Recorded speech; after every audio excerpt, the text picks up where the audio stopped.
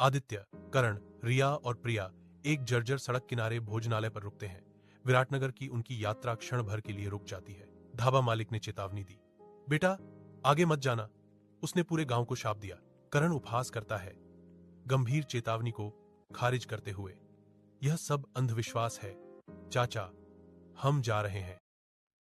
करण jeep चलाता है। आदित्य उसके बगल में है, जबकि प्रिया और रिया पीछे हंसी साझा करती हैं।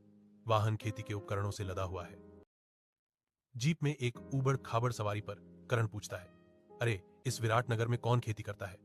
गूगल मैप्स भी मार्ग को ठीक से नहीं दिखाता है। आदित्य मुस्कुराता है, यही तो मजा है, शहर की भीड़ से दूर पूरी शांति।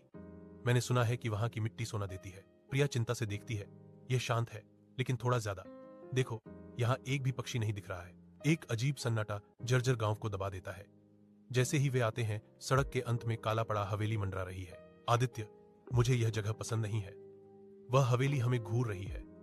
रिया फुसफुसाती है, उसकी आवाज बेचैनी से भरी हुई है।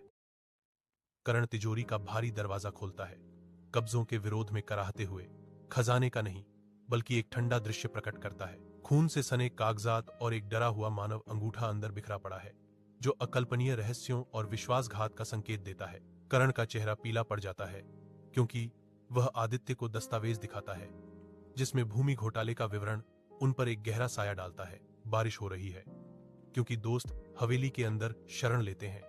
उनके सामने एक दावत रखी जाती है, तूफान के खिलाफ गर्मी का भ्रम। लेकिन जैसे ही करण भोजन में काटता है, एक भयानक परिवर्तन होता है। स्वादिष्ट व्यंजन रेंगने वाले कीड़ों में बदल जाते हैं। अनदेखे आतंक का खुलासा होता है। बड़ी मालकिन उतरती है, मैली रेशम में भय का प्रतीक, उसके हाथ में एक भारी कुल्हाड़ी।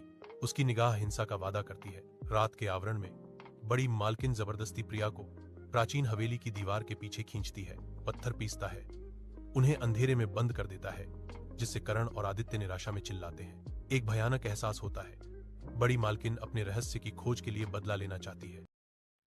आदित्य और करण बड़ी मालकिन का ध्यान भटकाने की कोशिश करते हैं, लेकिन उसका भयानक रूप एक चीख में फूट पड़ता है, जो रात को तोड़ देता है। जैसे ही बड़ी मालकिन अपना गुस्सा निकालती हैं, हवेली की प्राचीन दीवारों पर अशुभ दरारें मकड़ी के जाले की तरह फैल जाती हैं, जो विनाश का संकेत देती हैं। 50 साल पहले मेरे अपने भाइयों ने मेरा अंगूठा काट दिया था, बड़ी मालकिन चिल्लाती है।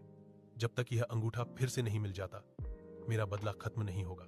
बुरी मालकिन अपना गुस्सा छोड़ती है। हवेली उसकी अपार शक्ति के नीचे कराहती है, उसकी छत गिरने की धमकी देती है। आदित्य अचानक दृढ़ संकल्प के साथ उस स्थान की ओर दौड़ता है जहां उसकी परीक्षा शुरू हुई। पुरानी मालकिन गुस्से से तमतमाए चेहरे के साथ आदित्य का पीछा करती है, जो आंगन में उसका पीछा करती है। हवेली के पिछवाड़े में आदित्य गड्ढे में कागजात और अंगूठे जलाता है, फिर आग पर पवित्र गंगा जल छिड़कता है। एक जोरदार धमाका होता है। बड़ी मैडम का भयानक चेहरा नरम पड़ जाता है, उसकी आंखों से खून साफ हो जाता है। सम्मानित बुजुर्ग महिला आशीर्वाद देने के लिए अपना हाथ उठाती है और फिर धुएं में बदल जाती है।